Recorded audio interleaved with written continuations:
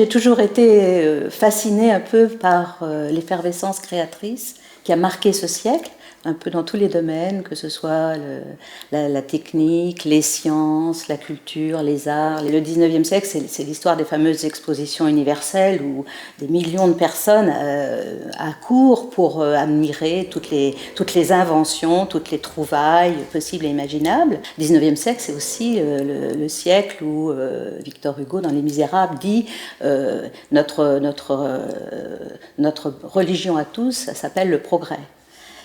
La base de la vie humaine, c'est le progrès. J'ai toujours aimé raconter des histoires et donc j'avais envie de raconter ces histoires de ces hommes et de ces femmes qui ont inventé tout cela et le raconter un peu dans leur idée première, c'est un peu la petite histoire dans la grande, dans la mesure où j'ai voulu raconter comment tout a commencé pour chacun d'entre eux. Parce que c'est vrai qu'il y a beaucoup de noms de cette époque que nous connaissons tous.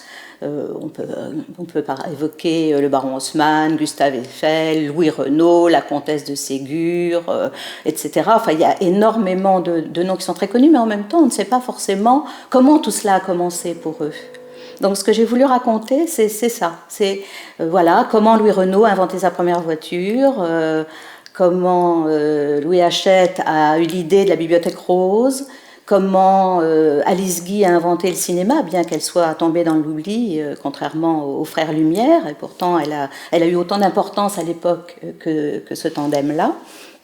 Et donc j'ai voulu raconter cela au départ par la petite histoire. Jablochkov, qui a inventé, tout le monde ne le sait pas, peut-être l'éclairage à l'électricité, a illuminé pour la première fois l'avenue de l'Opéra à Paris, parce que c'est à Paris pour la première fois qu'on a utilisé l'éclairage électrique. Et c'est Jablochkov, donc un ingénieur originaire d'Autriche, qui l'a inventé.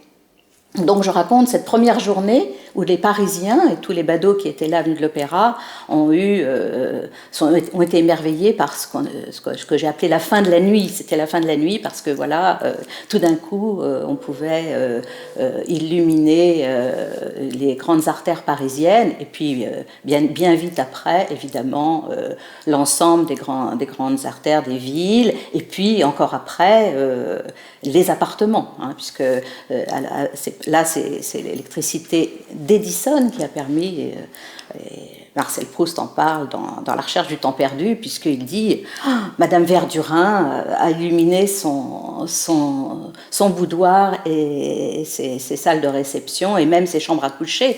L'électricité, c'est un luxe charmant.